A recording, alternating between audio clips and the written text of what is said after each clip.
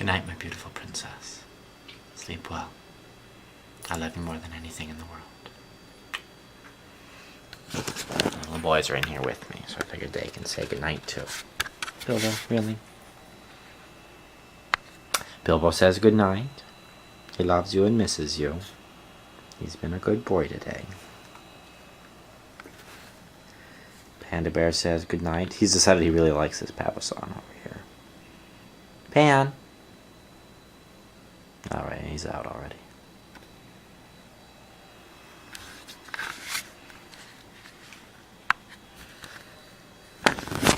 And of course I love you too. Section 10. Jean found him there, just a minute or two later. The big man turned Locke over and slid him off the Grey King's corpse, eliciting a sincere howl of pain from his half-conscious friend. "Oh, gods!" Jean cried. "Oh, gods, you fucking idiot! You miserable fucking bastard!" He pressed his hands against Locke's chest and neck, as though he could simply will the blood back into his body. "Why couldn't you wait? Why couldn't you wait for me?" Locke stared drunkenly up at Jean, his mouth a little O of concern. "Jean," Locke whispered gravely, "you've been running. You were in no condition to fight. Grey King, so accommodating, could not refuse." Jean snorted despite himself. "Gods damn you, Locke Lamora.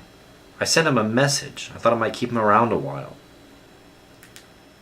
"Oh, bless your heart. I did get him, though. I got him and I burnt his ship." "So that's what happened," Jean said, very gently. "I saw that. I was watching the fire from the other side of the wooden waste. Saw you walking into the floating grave like you owned the place, and I came running as fast as I could. And you didn't even need me." "Oh, no." Locke swallowed, grimacing at the taste of his own blood. "I made excellent use of your reputation." At this, Jean said nothing, and the forlorn light of his eyes chilled Locke more than anything yet. "So this is revenge," Locke moaned. "It is," whispered Jean. After a few seconds, new tears welled up in Locke's eyes, and he closed them, shaking his head. Shaking his head. "It's a shit business." "It is." "You'll have to leave me here." At this, Jean rocked back on his knees as though he'd been slapped. "What?" "Leave me, Jean. I'll be dead just a few minutes. They won't get anything from me. You can still get away. Please, leave me." Jean's face turned bright red, a red that showed even by the light of the alchemical globes, and his eyebrows arched. Every line in his face drew so taut that Locke found the energy to be alarmed.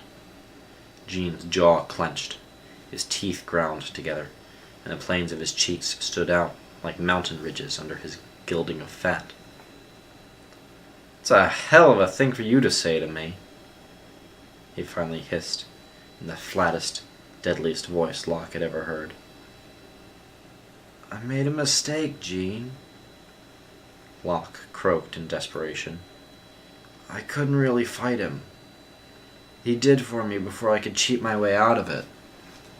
Just promise me that if you ever find Sabitha, You can find her yourself, you half-wit, after we both get the hell out of here."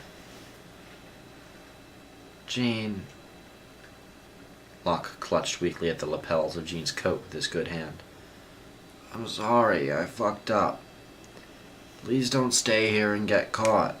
The Blackjackets will be coming soon. I couldn't bear to have you taken. Please just leave me. I can't walk." "You idiot," Jean whispered, brushing away hot tears with his good hand. You don't have to. Working awkwardly but rapidly, Jean took up the Grey King's cloak and tied it around his own neck, creating a makeshift sling for his right arm. This he slid beneath Locke's knees, and straining mightily, he was able to pick the smaller man up and cradle him in front of his chest. Locke moaned. "Quit sobbing, you damn baby," Jean hissed, as he began to lope back along the dock. "You must have at least a half a beer glass of blood left somewhere in there." But Locke was now well and truly unconscious. Whether from pain or blood loss, Jean couldn't tell.